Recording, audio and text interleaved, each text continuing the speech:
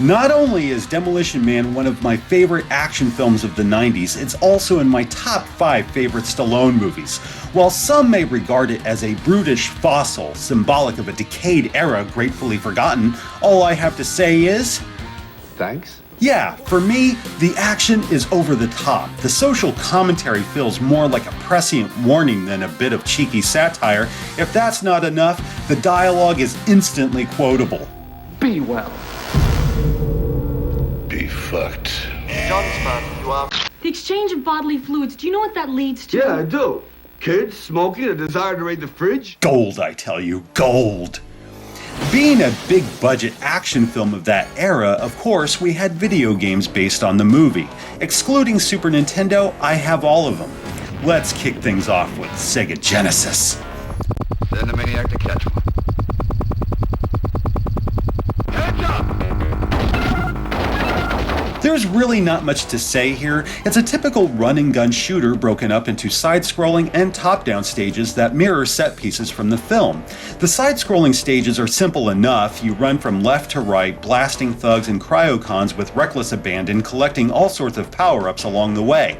The action is wildly frenetic and incredibly fun. Some stages have bits where you'll bungee jump from a high structure, mowing down bad guys as you descend. When you reach the underground wasteland, there's a thrilling chase down some zip lines.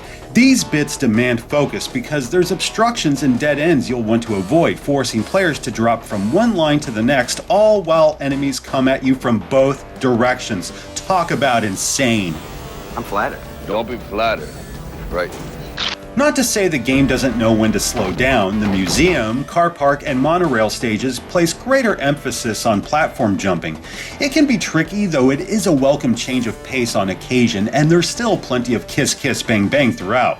Most of these stages end with a confrontation with Phoenix, but not all. The car park pits you against some sort of automated crane, while the monorail has you taking out the controls, bringing her to a dead stop. That may not sound too exciting, but the journey more than makes up for it. As for the top-down portions, it kind of reminds me of True Lies, which isn't a bad thing. However, you're gonna be bombarded by a steady stream of cryocons, so many in fact, the frame rate drops like a sack of potatoes. And if they're not shooting at you, they're hurling grenades. In addition, some of these stages have defense systems that kill almost instantly, like the library, for example. It's fucking ridiculous, and of all the stages, this is my least favorite. Just trying to get through this one hallway was excruciating. Fuck. Answer your comm, John Spartan. Of course, nothing compares to fighting Phoenix. The guy's a righteous pain in my ass, let me tell you. When we duke it out in the History of Violence exhibit, you need to wear him down so he'll run away, giving you an opportunity to climb the ladder. Suddenly, Phoenix returns and fires an energy bolt right down your fucking throat. Not only must you avoid this shot, but you gotta outrun the subsequent blast, immediately hop over to the other platform, then climb out. If you take too long, the level just explodes and you die. I didn't know this going in, so I kept burning through lives and continues trying to figure it out. Thankfully, the control's tighter than Stallone's jaw. If it weren't, this would be a fucking nightmare. Well, keep dreaming. Another element that separates these levels from the side-scrolling sections is that you gotta rescue hostages. It's not optional, no, you have to find and rescue all of them. Otherwise, the doors won't open and you won't move on. Why didn't you just shove a leash up my ass? Demolition Man didn't reinvent the wheel with its gameplay, but I must say, it's one sexy fucking wheel. Really, the presentation makes an otherwise good action game downright dazzling. The character sprites are detailed and well animated. Levels perfectly emulate the look and feel of the film's production. There's a bit of interaction as well. You can blast neon lights, computers, and books even. The music's fucking brilliant, as are the voice samples. Heads up!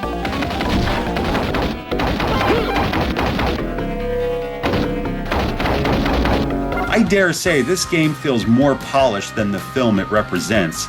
Now that's impressive. As for the Sega CD port, I've heard many players claim it's the definitive version, though I can't help but feel that's a bit of an overstatement. Aside from a CD quality soundtrack and the obligatory full motion videos, it both looks and plays exactly like the Genesis game. When compared to the Terminator, a title that was reworked and expanded for this format, Demolition Man just looks lazy. Still the same great game, mind you, it just doesn't offer much in terms of extras over Genesis. Look, you can't take away people's right to be assholes. No matter which version you end up playing, Demolition Man is awesome. Well worth your time if you're in need of non-stop action with a touch of old school challenge. Alright, let's talk about the 3DO game.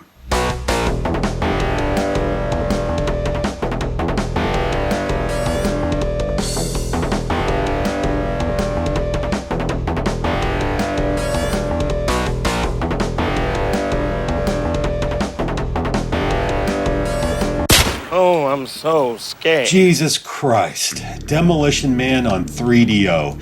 Some may assume it's a simple rehash of the Sega CD version, much like Flashback, but no, this is a completely different game. Instead of side-scrolling mayhem served wholesale, Virgin Interactive broke it up into 4 different playstyles. There are 16 stages in all, 9 are light gun-inspired shooting galleries similar to Lethal Enforcers, 4 have John Spartan going toe-to-toe with Simon Phoenix featuring animation reminiscent of Mortal Kombat, 2 first-person shooter stages that share way more in common with Wolfenstein 3D than Doom, and finally, a driving game. Tying all these sequences together are cinemas taken straight from the film, intercut with new scenes shot exclusively for 3DO, better connecting them to the following set piece. While both Stallone and Snipes reprise their roles, it looks as though the crew didn't have access to the sets.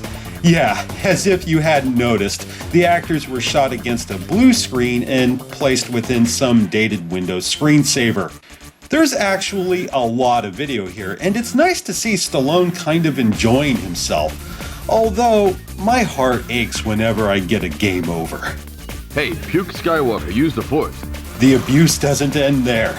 I was having a tough time on the normal setting, and how about that? Stallone has something to say whenever I select a difficulty. What are you trying to do, take away my job? I'm the demo man. Hey, that's cool. What does he say when I select easy? You suck. I'm 34, and that still stings. What, you guys don't have sarcasm anymore? These cinemas look painfully dated now, but they would have rocked my world when I was 12. I can appreciate the cheesy aesthetic somewhat, but watching Stallone run in place is fucking hysterical. How the Italian stallion managed to act this out without busting up is a testament to the man's acting ability. Just watch it for a moment. Look at his face. The motherfucker's working that shit. Put me back in the fridge. Alright, so how does it play? We'll start with the light gun portions. Visually, it kind of reminds me of Area 51 with its pre-rendered backdrops and digitized sprites. Lots of colors and smooth animation considering, not bad. You just shoot enemies, collect extra lives, and, depending on the difficulty, reload your Beretta. Since I'm stuck using a controller, I reload by hitting the left shoulder button. I won't lie, aiming with the D-pad is a nightmare. So often I just spray the screen hoping to hit something. It especially sucks when you're trying to shoot grenades or the bad guy no larger than a fucking dime. To be fair, that isn't a fault with the game itself, although later stages do try to spice things up by adding objectives without informing the player. Here I sit, shooting all these rockets, wondering when he'll peek his head out long enough for me to get a shot off, but he never does. What the fuck? So I die and play the whole damn stage all over again. This time I notice a bomb drop down from that blimp. Then it occurs to me. I was so focused on shooting Phoenix, I wasn't even paying attention to the background. Such a pain in the ass. After that bit of nonsense, once again, Phoenix ducks behind an island of sorts and throws more grenades. I'm thinking I should aim for the chandelier, just like the movie, but it won't drop. Now what? Oh, I gotta shoot the panel first, then the chandelier comes down. You know, these stages aren't so bad once you figure out the quirks. However, they're almost unbearable without a light gun, and the simple fact that our perspective never shifts during gameplay feels old hat. Look, I hate to interrupt you two lovebirds, but that's really fucking stupid. Okay, now the fighting stages. It does give off a Mortal Kombat vibe for sure, though not as enjoyable. Control is more streamlined. You have punch, kick, and block. That's it. No super moves or anything fancy. Like Mortal Kombat, you can perform a sweep by pressing down and kick or down and punch to deal a vicious uppercut. While I dig on the graphics here, the control sucks during this first bout. They're so delayed that I feel I need to mash the button several times before Spartan does anything. I'm thinking the delay is tied to the frame rate because I notice a marked improvement in later stages. I'm thinking the flames are just too hot for 3DO to handle. Are you shitting me? John Spartan, you are... These sections fare a bit better than the shooting galleries, though not by much. It's playable, sure, though it lacks the sophistication one expects from a real fighting game. Simon says die.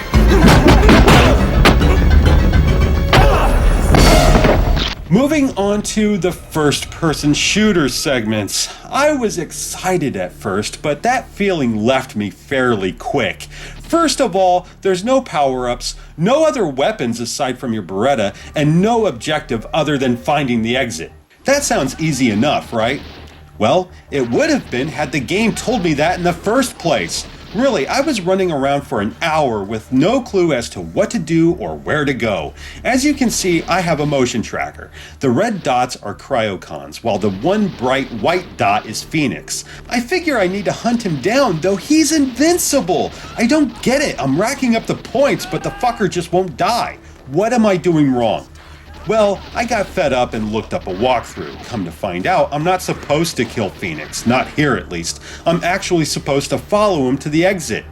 So I got a chase after Phoenix in a sense. That is beyond lame. Really, I couldn't hunt down a key or maybe even a shotgun. You know, anything that would have made this genuinely challenging rather than leaving players in the dark and wasting my fucking time. I mean, is that asking too much? Enhance your comm, John Spartan. Look, I've had it with enhancing my comm. Finally, there's the driving stage, and once again, no info is given. You need to reach Phoenix's squad car before you run out of gas. Now, you'll catch up with him before that happens, but here's the thing. That fuel gauge carries over into the next stage where you fight Phoenix. Run out of gas here, and it starts over.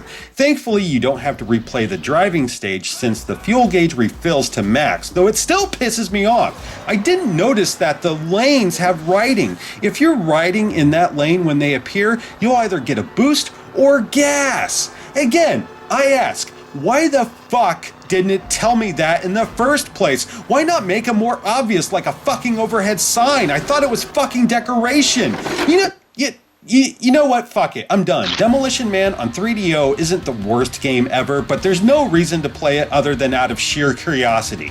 Trust me, stick with the Genesis game and forget this loathsome piece of shit ever existed. Thanks a lot, you shit John Spartan, you are fine. John Spartan, you are John Spartan. You are John Spartan, you are fine. Isolated for repeated violations of the verbal morality statute. So much for the seashells.